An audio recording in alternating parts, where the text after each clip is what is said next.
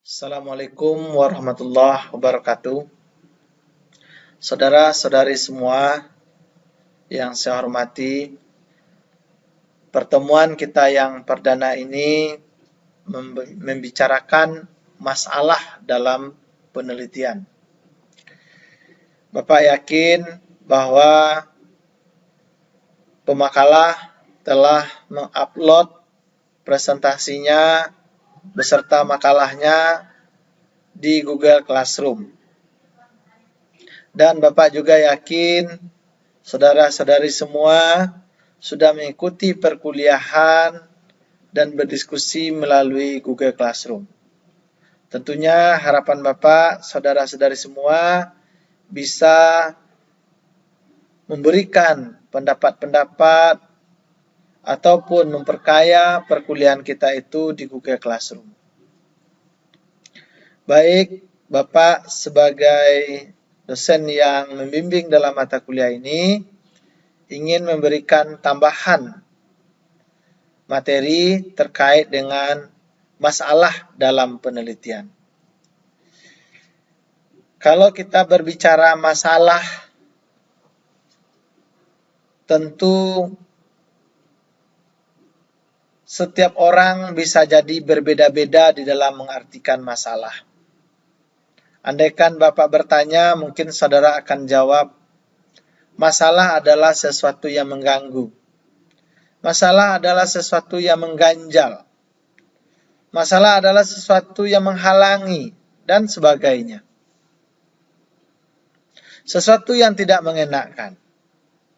Yaitu boleh-boleh jadi pengertian masalah menurut saudara seperti itu.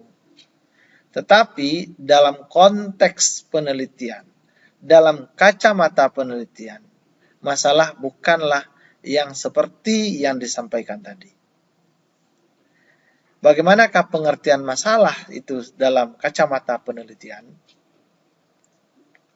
Namun sebelum kita jawab pertanyaan itu, Bapak ingin memberikan gambaran awal apa saja yang akan kita coba selesaikan atau jawab pada kesempatan ini. Yang pertama, apa itu masalah penelitian?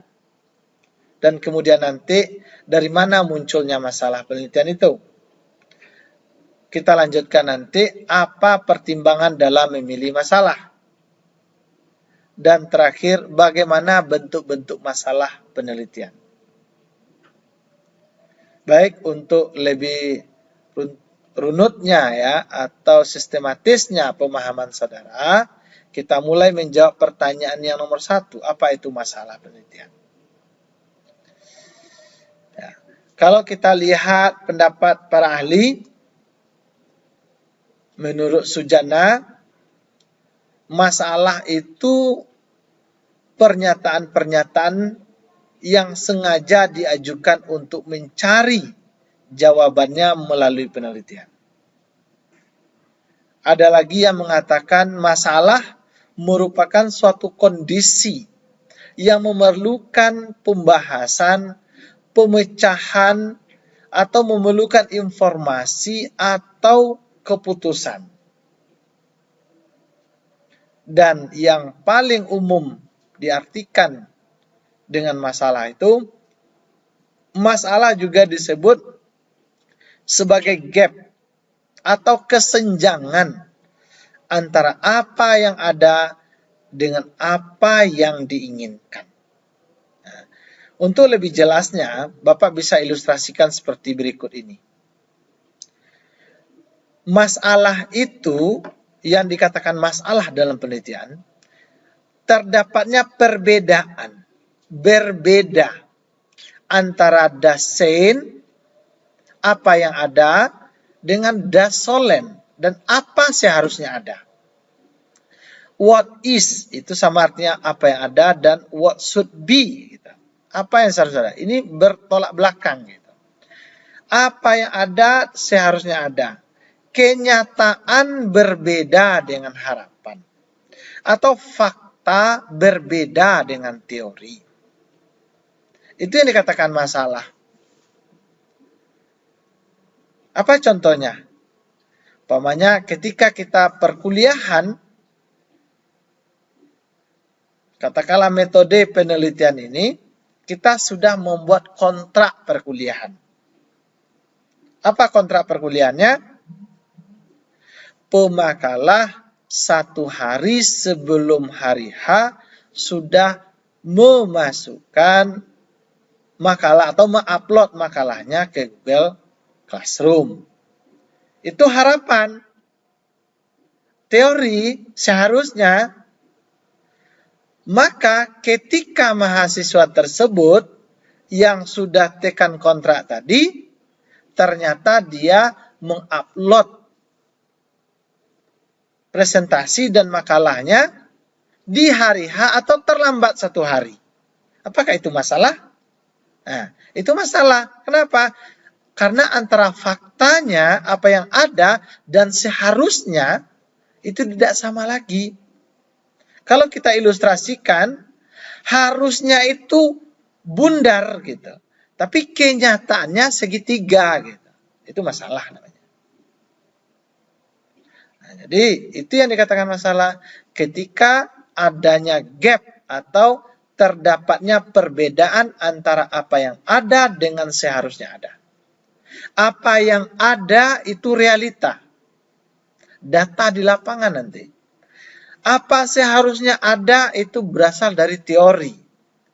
Jadi antara teori dan kenyataannya itu berbeda, itu kita artikan sebagai masalah dalam kacamata penelitian. Kemudian, dari mana sumber masalah penelitian itu? Saudara-saudari semua, dalam penelitian, seperti yang Bapak sampaikan pada minggu yang lalu, itu harus berasal dari masalah. Penelitian berawal dari masalah. Langkah awal dalam penelitian itu adalah dari masalah. Tidak ada penelitian kalau tidak ada masalah. Sehingga kakak-kakak senior saudara itu datang ke Mister, tolong carikan saya masalah.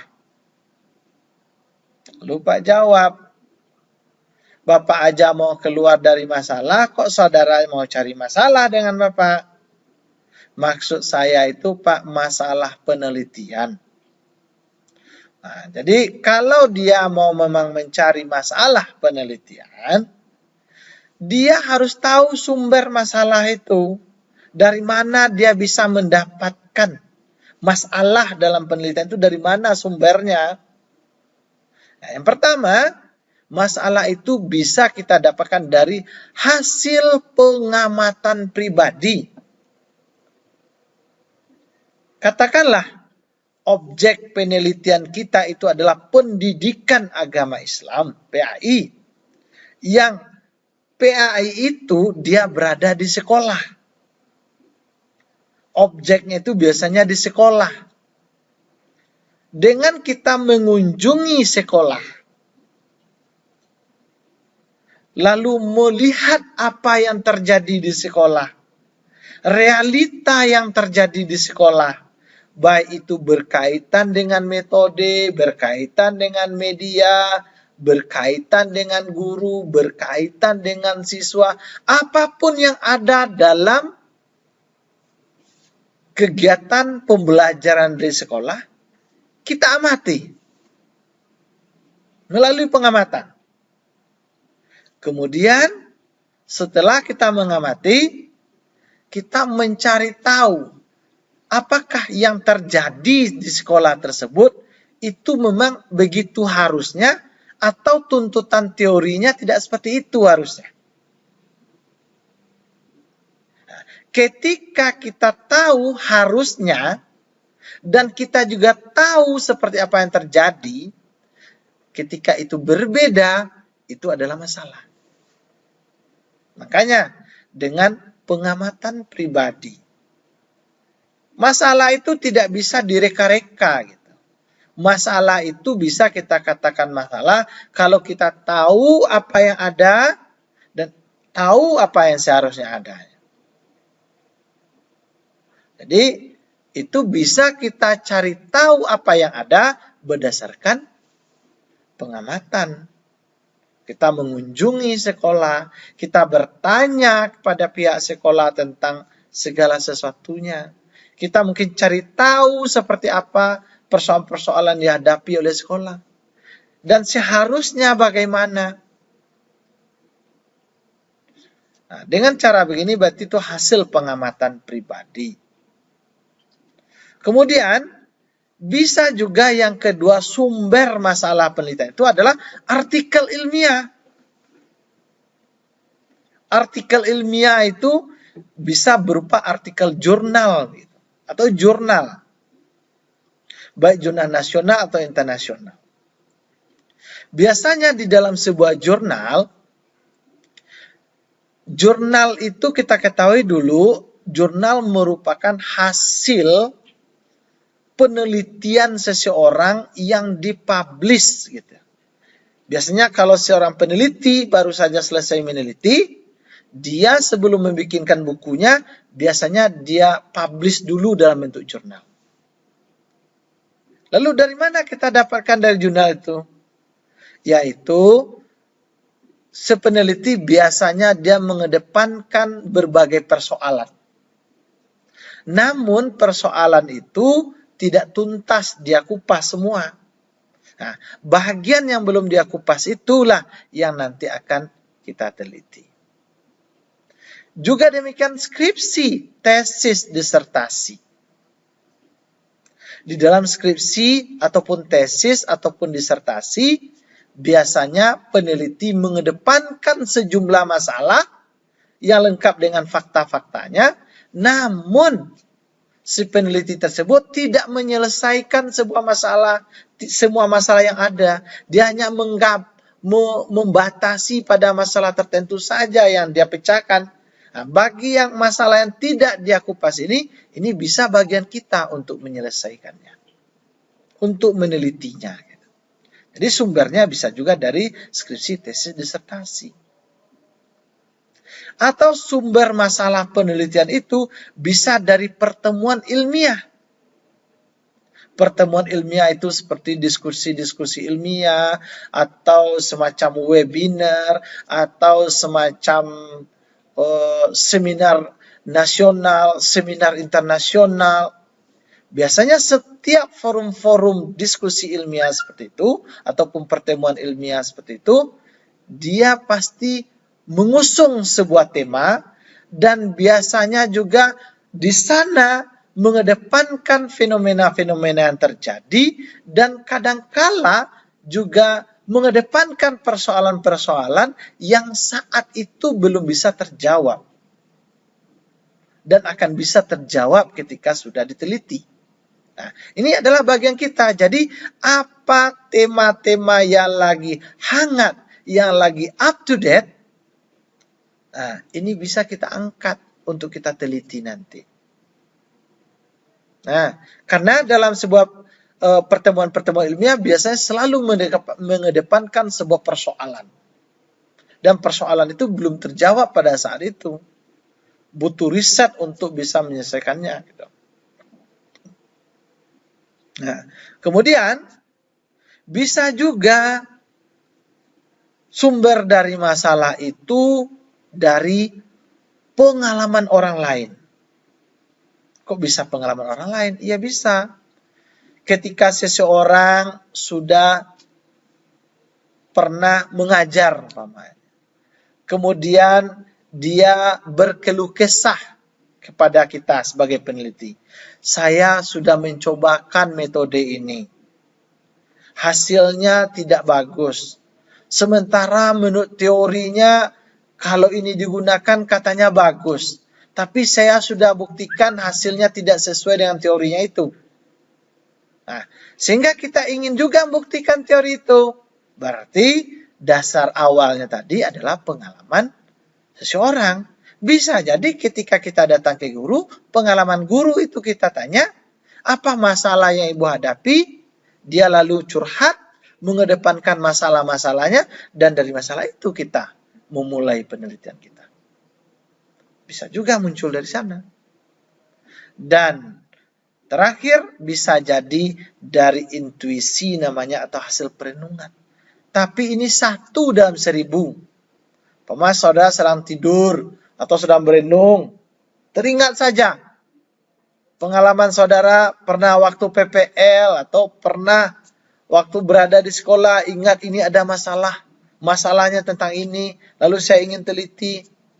Tetapi kalau dia itu dari hasil perenungan, otomatis kita akan kesulitan di dalam mencari bukti-bukti bahwa sesuatu itu bermasalah. Nah, jadi Bapak lebih menyarankan saudara untuk memperoleh masalah penelitian itu dari pengamatan, itu yang pertama, dari jurnal, dari skripsi, tesis, disertasi, dan dari pertemuan ilmiah. Yang 4 di atas itu. Dari situ nanti akan memunculkan masalah yang bisa kita teliti. Nah, tadi masalah sudah tahu ya, bahwa berbeda antara apa yang ada dan seharusnya ada. Kemudian, kita coba jawab pertanyaan berikut. Apa pertimbangan dalam memilih masalah penelitian? Apakah semua masalah yang terjadi itu layak diteliti? Tentu tidak. Jangan-jangan nanti Bapak ambil uang di kantong Bapak, ternyata uang Rp1.000. Masa ya seorang dosen uangnya cuma di kantong Rp1.000? Ini kan masalah, harusnya 100.000. Oh ini harus saya teliti. Tidak penting teliti. Jadi ada beberapa pertimbangan dalam memilih masalah penelitian. Ya, kalau berbicara memilih berarti ada sejumlah masalah saya dapatkan, masalah A, masalah B, masalah C, masalah D gitu. Lalu saya ingin memutuskan pilihan saya itu. Nah, apa yang harus dipertimbangkan dalam memilih? Ya, kalau Bapak tanya umpama sekarang, apa pertimbangan saudara-saudari dalam memilih calon istri atau calon suami nantinya? Nah, pasti serap dengan mudah mengatakan, oh orangnya yang begini, yang begini, yang begitu. Nah, itu ada pertimbangan. Begitu juga dalam memilih masalah, ya, juga perlu pertimbangan. Nah, yang pertama yang harus kita pertimbangkan ketika banyak masalah kita temukan, pertama kali adalah workability. Kemampuan kita sebagai seorang peneliti. Kemampuan kita untuk bisa bekerja dengan penelitian itu. Kaitannya dengan keilmuan. Saudara-saudari ini jurusannya PAI. Bukan kedokteran, bukan kehewanan. Jadi jangan teliti di luar keilmuan saudara. Berarti keilmuan saudara, workability saudara itu di bidang pendidikan agama Islam.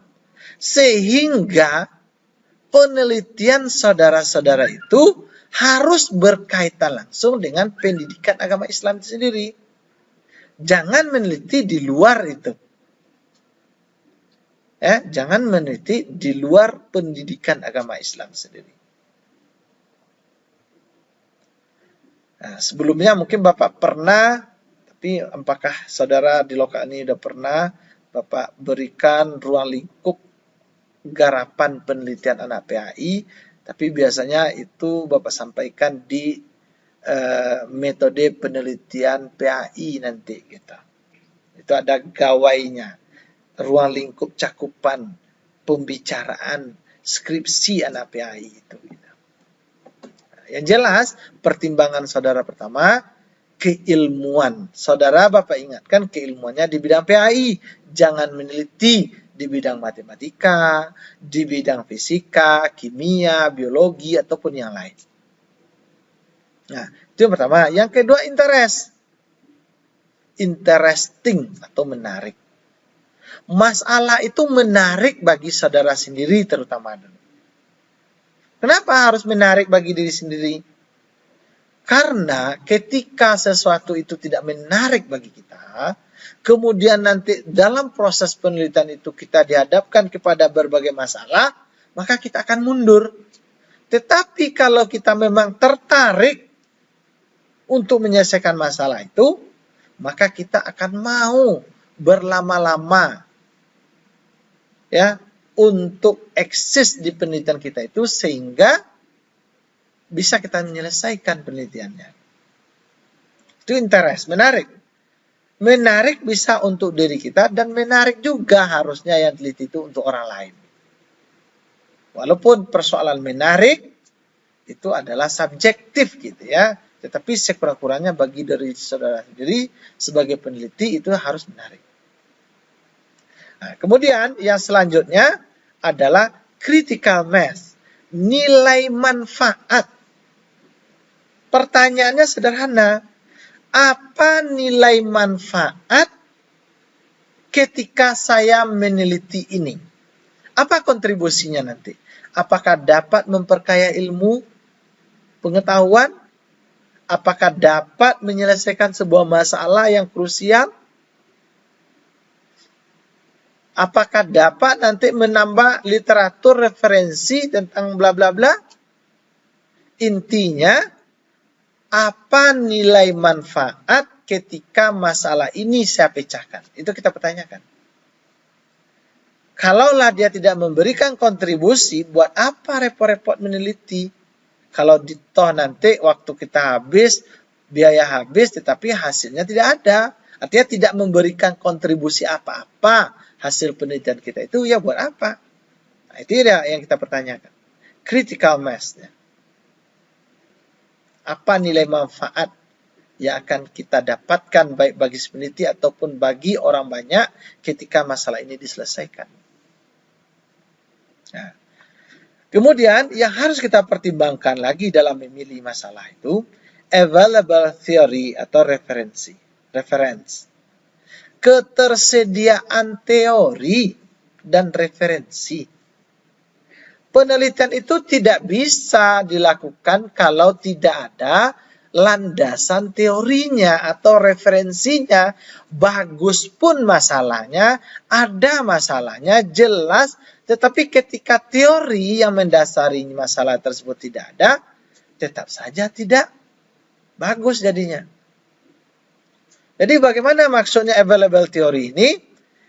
Variabel yang kita teliti, katakanlah kita teliti kurikulum umpamanya. Pertanyaannya, ada enggak buku-buku para ahli dalam jurnal yang berbicara tentang kurikulum? Nah, gitu. Kalau sekarang kan kita meneliti umpamanya media pembelajaran digital pada media pembelajaran berbasis ICT, katakanlah gitu, pada masa pandemi. Nah, ada enggak teori tentang media pembelajaran berbasis ICT itu? Nah, jadi ketika kita berbicara atau menentukan sebuah variabel penelitian namanya itu, kita pertanyakan, ada enggak buku-bukunya? Ada enggak tulisan orang tentang masalah yang akan kita teliti? Karena kita harus bersandar ke teori nanti. Penelitian itu bukan jalan sendiri, tetapi harus dikontrol dengan teori gitu. Makanya tanpa ada teori, penelitian ini pun juga tidak bisa kita jalankan atau lanjutkan. Seringkali senior saudara datang ke Mister, judul saya kemarin itu sudah saya cari teorinya, Mister, saya cari bukunya, Mister, tidak ada bertemu. Lalu bagaimana lagi, Mister?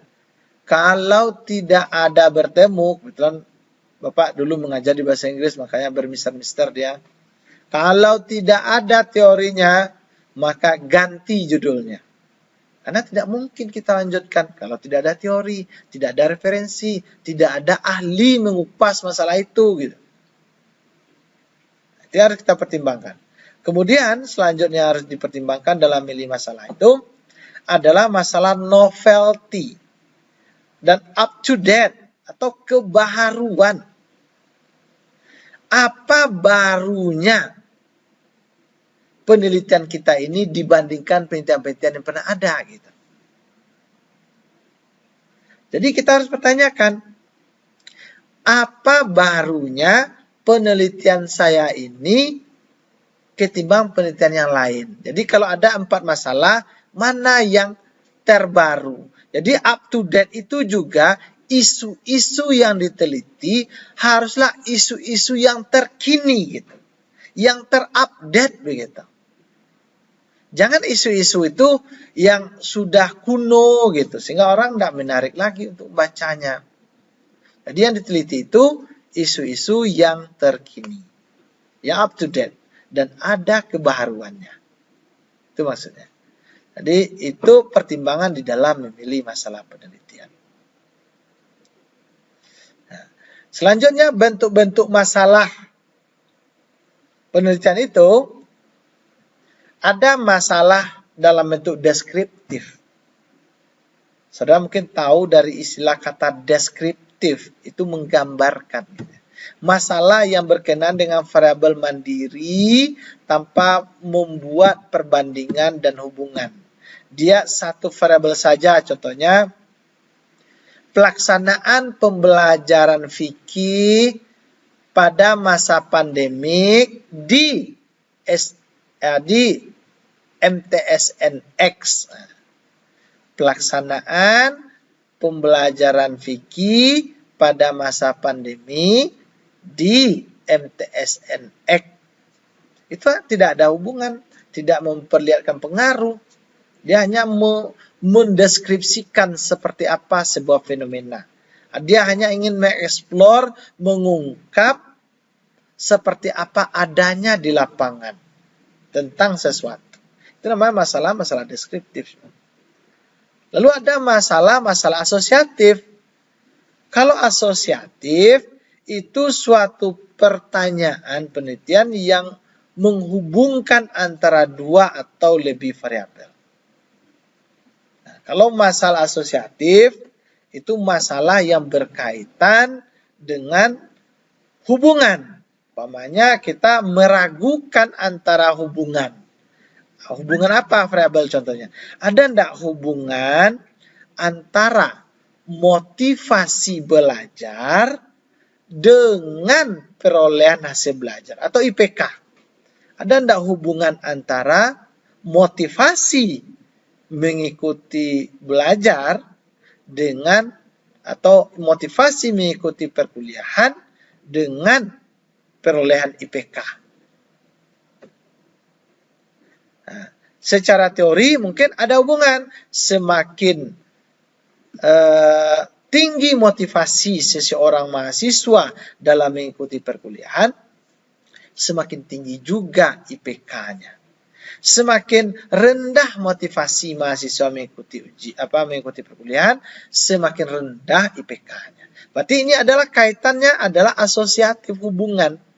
Nah, jadi penelitian yang mencoba nanti untuk membuktikan hubungan itu disebut nanti penelitiannya korelasi nanti namanya. Ya, nanti kita kupas masalah itu di bagian tertentu nanti. Yang jelas sekarang ada masalah itu yang memperlihatkan hubungan.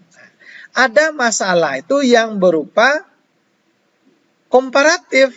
Masalah yang bersifat komparatif atau membandingkan keberadaan suatu variabel pada 2 sampel atau lebih.